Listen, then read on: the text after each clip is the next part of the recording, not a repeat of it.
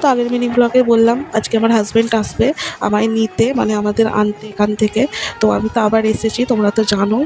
তো এসে আমার 4টে দিন কিভাবে কেটে গেল চোখের পালকে আমি তো বুঝতেই পারলাম না। আর এখানে দেখো চিকেনটা ধুয়ে নিচ্ছি, রাত্রে বিরিয়ানি করা হবে। তো সকাল থেকে কিছু কাজ আগিয়ে নিচ্ছি যাতে করে সন্ধ্যাবেলায় যেন কুইক কুইক বিরিয়ানিটা হয়ে যায়। আর এখানে দেখো স্যালাড করা হবে, স্যালাডের কাজটাও আমি মিটিয়ে রেখেছিলাম।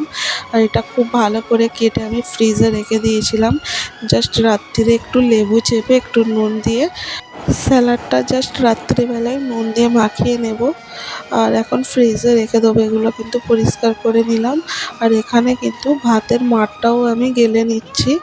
ভাতটা লাস্টেই চাপিয়েছি, সব থেকে লাস্টে, মানে আগে রান্না বান্না করে নিয়েছিলাম। আর এখানে বসিয়ে আমি ভালো করে ঘর ফর মুছে নিলাম। এই দেখো পুরো পরিষ্কার করে নিলাম, নিট অ্যান্ড ক্লিন। এদিকে গ্যাসও মোছা হয়ে গেছে, ঘরটাও পরিষ্কার হয়ে গেছে। তারপরে উপরে শুয়েছিলাম, উপরের ঘরটাও পরিষ্কার করে নিলাম। আর তারপরে এদিকে দেখো এই সোফাতে এখন আমি বালিশগুলো রেখেছি, খাটটা যাতে ফাঁকা থাকে। আমি খাটের পাশে বালিশ রাখতে পছন্দ করি না, এতে করে অনেকটা জায়গা ব্লক হয়ে যায়। আর এদিকে দেখো এটা হলো আমাদের ঘরের পেছন দিক।